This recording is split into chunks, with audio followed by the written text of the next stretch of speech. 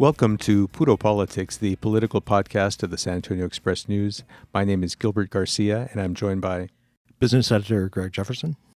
Investigative reporter currently doing a stint on the editorial board, Brian Chasnoff. Yeah, it's kind of you're in a really transitional phase. Wow. I'm confused.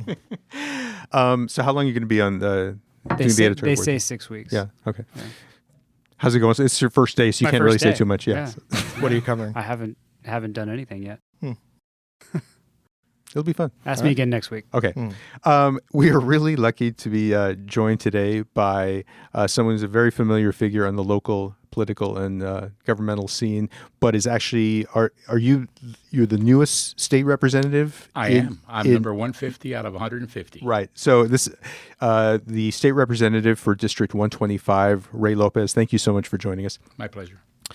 Now you, I think you were sworn in, it was March 21st, if I remember Correct. right. Mm-hmm. And the deadline for filing bills, or at least the unrestricted deadline, is March 8th. So you're coming in, and we've had some other state representatives in similar situations in recent years, Ina Minjares and Diego Bernal, kind of come in the middle of sessions. You came in because Justin Rodriguez stepped down and was appointed county commissioner. How difficult was it coming in the middle of a session like that and facing coming in after that deadline and trying to do as much as you could in the time that you had? Sure. Try to navigate a boat without oars, maybe? Something like that, yeah. Yeah, something like that. Well, the first thing that I think any good elected official does is hires a good staff. Mm-hmm. And I did that. That was the first thing that I got accomplished, and it was a staff that had experience of maneuvering the halls in Austin. We sat and we talked about all the issues that perhaps we wanted to engage ourselves in actively, things that I had been working on before. And then we started talking about the possibility of asking the speaker to allow us to amend the rules, to suspend the rules that set the cutoff date. I asked, and guess what? I got approved. Now, I don't know that the speaker actually realized exactly what I was going to be putting on the table. It had been done once before, in I believe late 80s. One of my Republican colleagues asked, and they submitted a bill, or they one House bill that they went after. I turned in 7, of which all of them got an opportunity to get hearings. Some of them went to Ways and Means. A couple of them went to Children's Affairs. But ultimately, of the 7 that I submitted, 2 of them got written into law. So I feel very, very grateful that, one, I had a staff that kind of understood the maneuvering in the legislative process, and that we were able to articulate issues that were important to our community. Now, what I'm also realizing is that much of the stuff that, like myself, other legislators try to submit stuff, couldn't quite get it done. So guess what? It doesn't go away. It goes to a back burner, and you start in the off session to try to figure out, okay, what could I have done differently? Who else can I align to have support for my bill, so that next time I can get more than just one reading, actually get the 3 readings out of the House, get it onto the floor and over to the Senate, and then get the governor to sign off on it. So fortunately for me, I've always likened it to, it was might be my first rodeo, but it wasn't my first bull.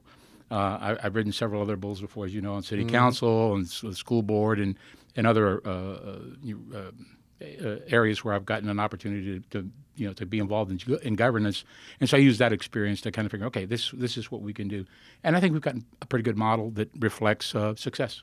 Now, a month ago, you sent a letter to the House Speaker, Dennis Bonnen, calling for a special session to deal with gun control. And this was, I think, just a few days after we had the mass shootings in both El Paso and in Dayton, Ohio. Correct. And since then, obviously, there was a mass shooting in the Odessa area. And I think you were one of 63 members of the House Democratic Caucus, most of the House Democratic Caucus, signing on to a letter, again, calling for a special session.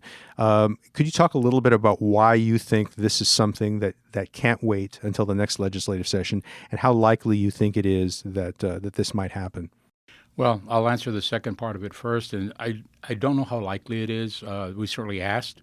I don't know that there's a real strong appetite from the governor's office and down to call a special session. But I think that the general public has raised its voice asking for a special session. I think the response currently from the governor has been, let me give a handful of recommended actions that we can take. And that goes to address the do something, my God, do something. Well, that does something. I don't know that it makes the incredible difference that we're expecting it to make, because there are some legislative directives that were created during the session that were submitted, not by me, but by many of my colleagues, of which, unfortunately, none of them came to fruition. Now, you're not delighted by Dan Patrick's concession on background checks? Not at all. As a matter of fact, I think that that's I mean, if that's the approach that we're going to take, we're going to leave the SIF wide open, where we're going to poke holes into the SIF. That's not the. Why is it that that's not enough? Well, it doesn't go far enough into the databases that we can search. I'll give you an example that currently, if you are on the no-fly list, you can go get a gun. And the background checks right now wouldn't check that database simply because it's not on the inventory to be pinged to go check. So what we need to do is come up with some legislation that defines the databases and then forces or tries to enforce those agencies to provide easy access to that data to be polled, right, so that they can find that person that's in there. It also doesn't do anything with mental illness or mental instability, things of that nature. I get it. That's kind of a slippery slope, right? But we've got to be able to have some very assertive aggressive opportunities to search databases that'll give us a good checklist, right? Is it a good start, though? Well, sure, it's a good start. But I think it goes to, I would liken it to saying, do something, anything will be better than nothing. And certainly it checks that box. Mm-hmm. But I don't think it goes far enough. And I think we need to have a legislative session, a special, to be able to do that. It was interesting. The next day after we did the statewide press conference, the commentary was, we don't want to take a helter-skelter approach to the solution, and I thought that was probably not a good choice. Poor choice. Maybe a bad poor choice. I'm going to assume that was just accidental. But he went on to say that what we need to do is come together and have a dialogue around what we really want to do. Right. And that's exactly what the session would do. And correct me if I'm wrong, but Dan Patrick, even as he calls for strengthening background checks, he's ruling out doing that in gun shows or between family and friends. As long as two friends are, talking to each other and selling guns to each other, that's okay. So how would the law? It isn't. How would the law distinguish between strangers and friends? That's a good question, and I think we have to somehow or another have that discussion, through the legislative process to define how we find out who that would be. I mean, what is a friend? I mean, how do you prove that? Is it a good friend or a very good friend? Yeah. And I would be concerned with those folks that sometimes embrace the Godfather theory. It's just, gotta keep my friends closer, my enemies closer. Yeah. And that may be, and I say it jokingly, but indeed it's such a serious thing. I don't know how you define that. And as legislators, our focus is to create legislation that then judges legislate by or interpret, right? If we are too vague, it doesn't give them much guidance, but it gives them a very wide view of what they could do. If we get too narrow, it's too prescriptive. So we've got to find a balance, even with the judiciary, to say, how would we determine these things? Who would we actually declare a friend versus an acquaintance versus an acquaintance but not a very friendly one? How do you do that? And there's no way that I know of. Well, obviously one of the big points that's been debated or proposals that's been debated on gun control has been the red flag law, which basically allows using the court system to sort of flag people who have demonstrated that they're a danger to themselves or to others and at least temporarily taking guns away from them. Brian, could you talk a little bit about the story you did last week where the red flag issue really came into play, mm-hmm. and the way the Attorney General's office handled that was really fascinating. Right. When they passed the sanctuary law, the Senate Bill 4, a few years ago, they established a complaint process by which citizens could complain about supposed violations of that law. And I asked for all complaints sent to the Attorney General's office since the law passed. And I got back, about 30. Nearly half of them were from one man, San Antonio resident. And they were very different from the other complaints because they ran pages long. I think it was a total of 100 pages all caps, no punctuation, essentially rants about the, quote, illegal aliens, using other derogatory terms for Hispanics in his neighborhood. And so I went out to the neighborhood. I spoke with some of the neighbors. Also, he, threatening to shoot these people, saying, I think he used the word bloodbath. There's going to be a bloodbath. I will shoot them.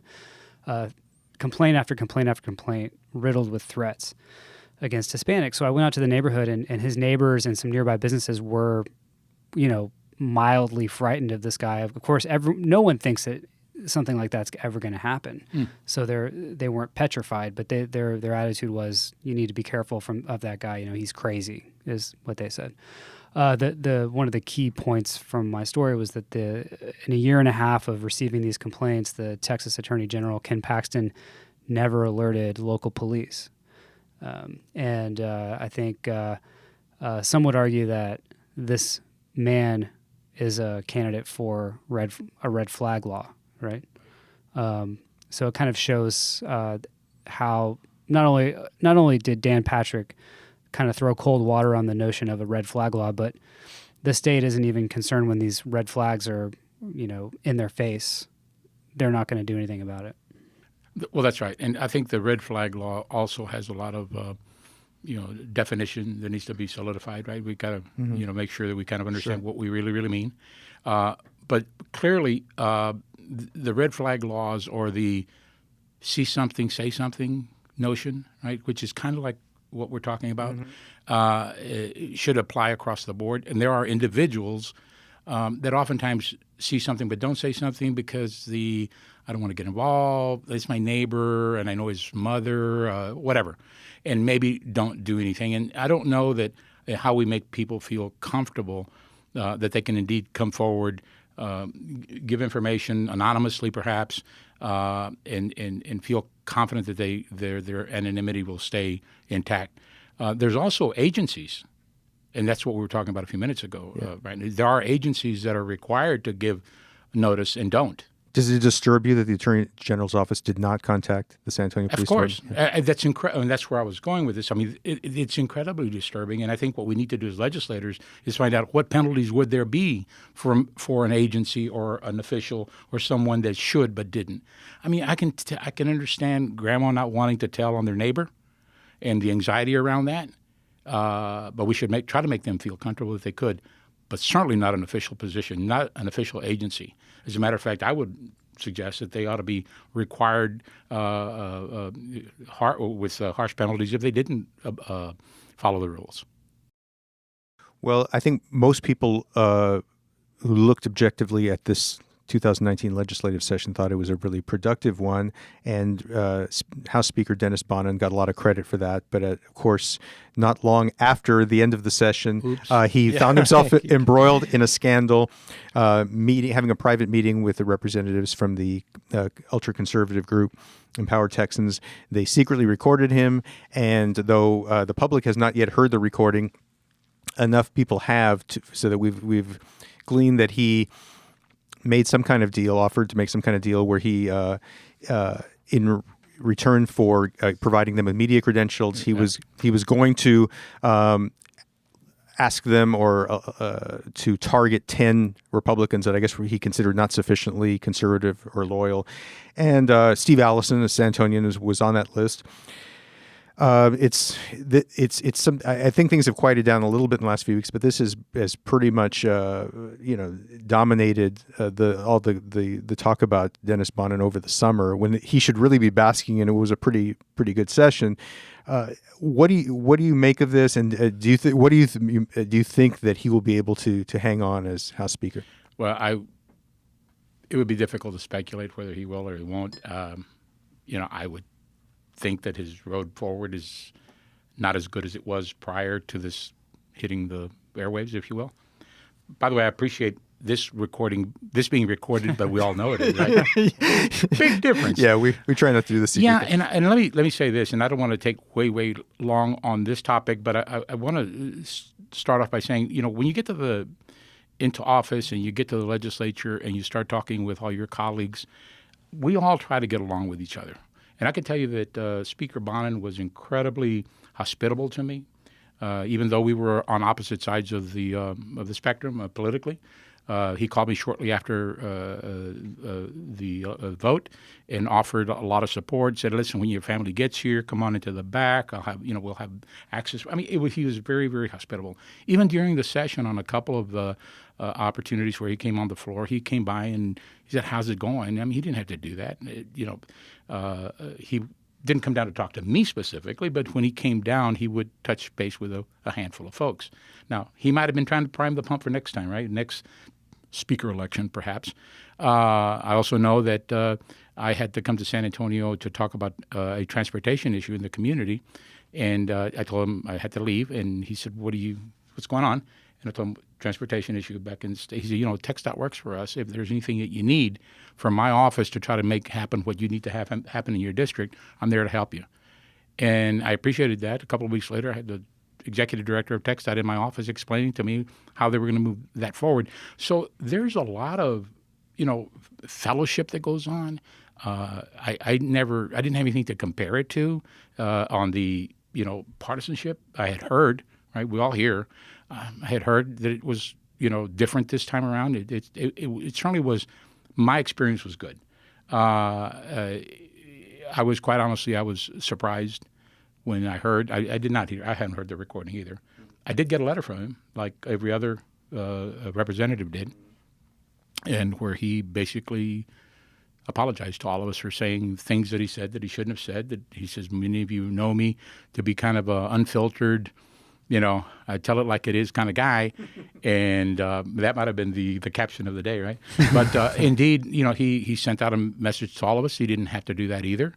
And again, in a partisan perspective, it'd be easy to just say stand back and let it self implode. But the reality is that we've got a lot of work to do in our community, in our state, and we've got to have solid leadership, even if it's not the leadership that I would prefer. And maybe even though I am on the minority side, we got to collectively get together and identify issues that are incredibly important to our community, that our community is not putting in a partisan way. I can tell you transportation is not a partisan issue. I can tell you gun control is not a partisan issue when it comes to the vast majority of people. And that's important to have dialogue on. Right. Well, we've heard a lot that in the last session that Speaker Bonin was very, he operated in a very bipartisan manner, or as much so as you can as a Republican House Speaker. That way, yeah. And that he tried to run a House that kind of led from the bottom up. I think that was the phrase he used a lot. And so he claims to be an unfiltered person, but when he's really unfiltered, thinking he's not talking in public or being recorded, even though he was, he comes off as a very hyper-partisan kind of bureaucratic warrior that we've seen. It's almost it's a type now. I mean, this is just like gridlock kind of fighting. Does it change the way you think about the speaker going into the next session? Well, I've got so much to think about going into the next session. But that's a big one, though. I mean, he's the guy who's going to control your house. It is. But it's a lot deeper than even I guess it depends on perspective, right? How deep it really, really is. I touched a little bit on part of the problem of not being able to get anything done in the legislative session simply or in the interim because we've got conflict and there's not. I mean. So who's pushing whose boat and whose issue kind of thing. So that's certainly a problem. How do we set ourselves up for the next legislative session? If you look at some of the appointments that he made, for example, on transportation, he appointed Representative Terry Canales, Democrat. Across the board, Diego Bernal, Vice Chair for the education, incredibly important. Big dollars on both of those committees, right? So he did a lot of the right things to make it look like. So, I mean, at what point do you want to pass the judgment that says judge me on what I do and not what I say? Mm-hmm. Well, what you say is important too, and words have consequences. And I think he really stepped in it. But I think from his party and his perspective, what's going to be happening is. I think they're, and I'm going to put this in air quotes, which the public can't hear, but I am not convinced that it's going to be a Republican majority in the next session. Well, I was going to get to that. Well, you all need to I guess Democrats need to hold on to the seats they have and flip 9. And flip 9. Right.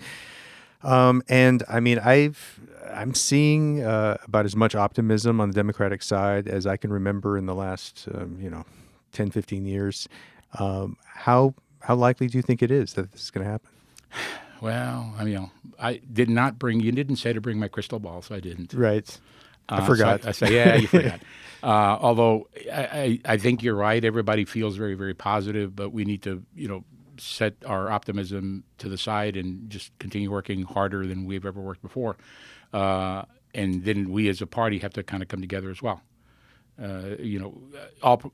Both parties, all parties, right, including independents and everyone else, I mean, have issues within their own parties. But I think we've got to kind of come together as a community, as a party, and make sure we have the correct convention, that we have the correct planks that are big tent type of issues that we all surround ourselves with. So getting back to the question of, who do you think is going to be? I think if it is a Republican-controlled legislature, my speculation is that Biden will have a hard time. He'll have a really hard time with probably 10 people. Yeah, because he alienated people in his own party probably more than anybody else. And probably number 11, 12, and 13 that kind of went, oh, my God, at least I wasn't on the list myself, maybe not real happy. Stranger things have happened, but yeah, I'm hopeful that we're going to be in a position to be electing a Democrat to be Speaker of the House, and that would be wonderful. Do you think that Abbott's reluctance to call a special session has anything to do with the danger Bonin is in right now? I think that there's probably some merit to that.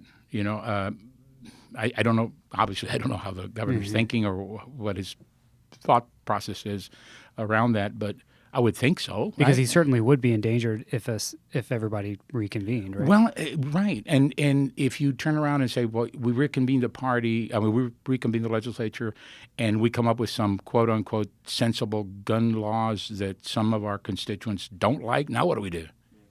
Because I can tell you that my friends on the other side of the issue feel the same way. Hold on. If you guys go into a into a special session to talk about gun control, and you're in the minority party, my God, we may get some legislation that we don't want. And last time we were fortunate enough to be able to fend off a lot of stuff that was coming through, some obvious, some subtle, that were all gun activist or gun advocacy laws that we were able to sidestep. But there are some folks who say, I don't know about special session being the right thing to do. Just to be clear, you're talking about legislation that would essentially put the guns in the hands of more people. Like, we're already arming teachers and so forth. You're talking about an expansion. Exactly. I mean, you're right. I mean, so there are people that will say, hey, listen, you guys get together. You're in the minority here. Who knows what they're going to do to you? And that may be the sky is falling kind of a concern, but a concern nonetheless. Well, in looking at brighter days for Speaker Bonin, I think the biggest achievement, I think most people would say, from the 2019 session was the way the state was able to reform the system for funding public education, put more money into public education. Could you talk a little bit about, I know this has been a big issue for you throughout your political career, and you have a history as a school board trustee. So how big was this breakthrough that we've been hearing about, the potential for a breakthrough for years, and it hadn't happened, and it did this year? And what do you have any concerns going forward? Because it's as far as the long-term funding stream, I guess there are still questions about what we're gonna do. We've made a commitment, and then we have to kind of follow through with that. Yeah, how we're going to do it next time, right? How we're going to repeat the funding source, or repeat the funding and what source. And I do have a lot of concerns around that.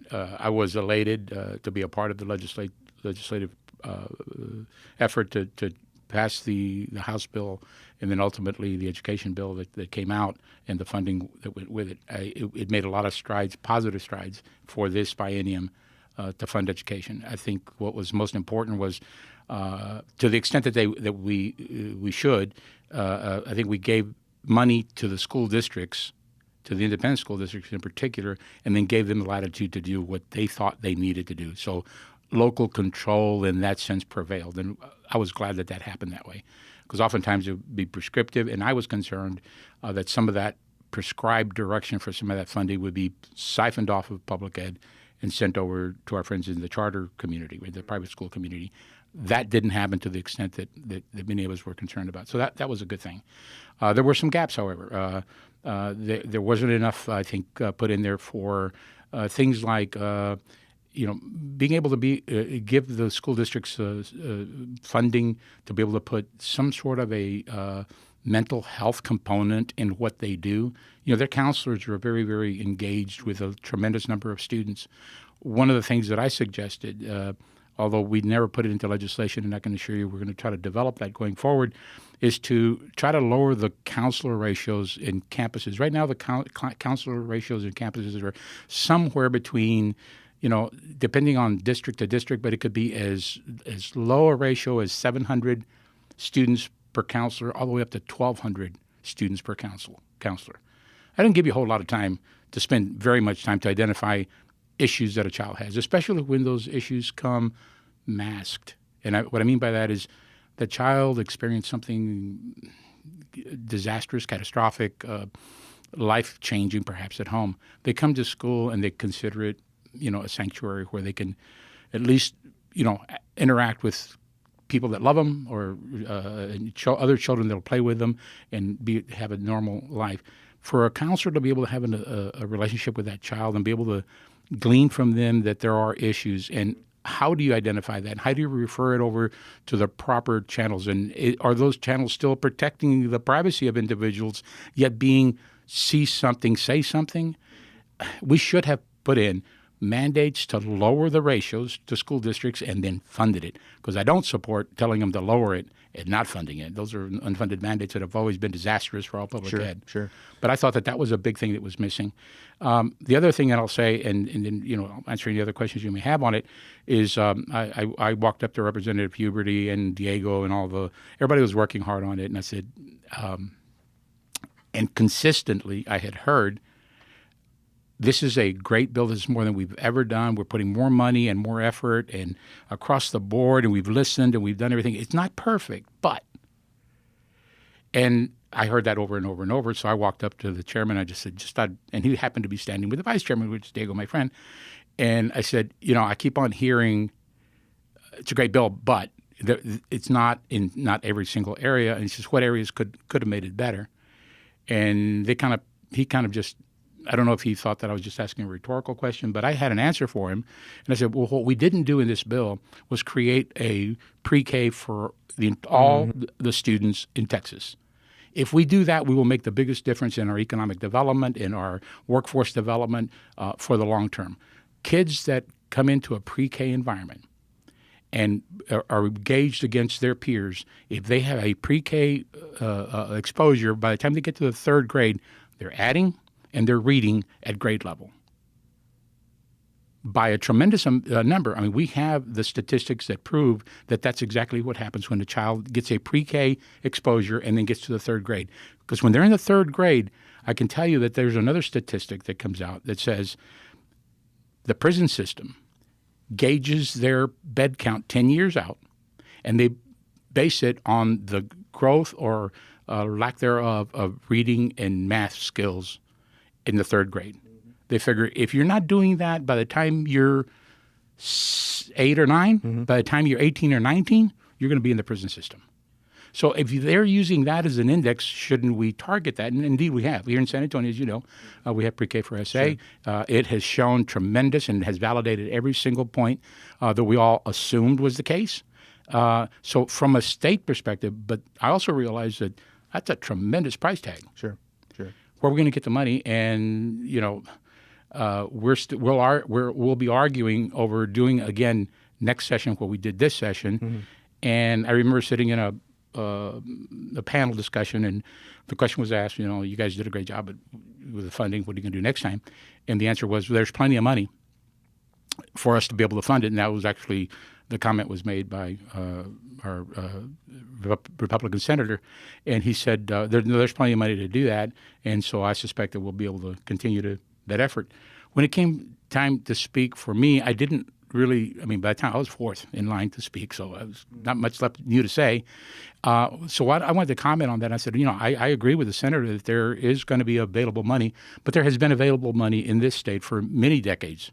We have had a rich state. What there hasn't been is the will to focus on education. Right. We finally had the will. What's going to happen next time? Yeah. Don't know. So that alone is a big breakthrough. Yeah, of course. Well, I think on that note, we're going to wrap it up. State Representative Ray Lopez, thank you so much for joining us. We really appreciate it, and I'm sure we'll have you back going forward and see what happens and whether there's going to be a special session. Well, great. Well, I appreciate it, and thank you very much for the invitation. There's a handful of other topics that are important to our community, and I'd be glad to come out and share my thoughts on them. Well, thank you. And for those of you listening, we appreciate it. We'll catch up with you next week. Take care.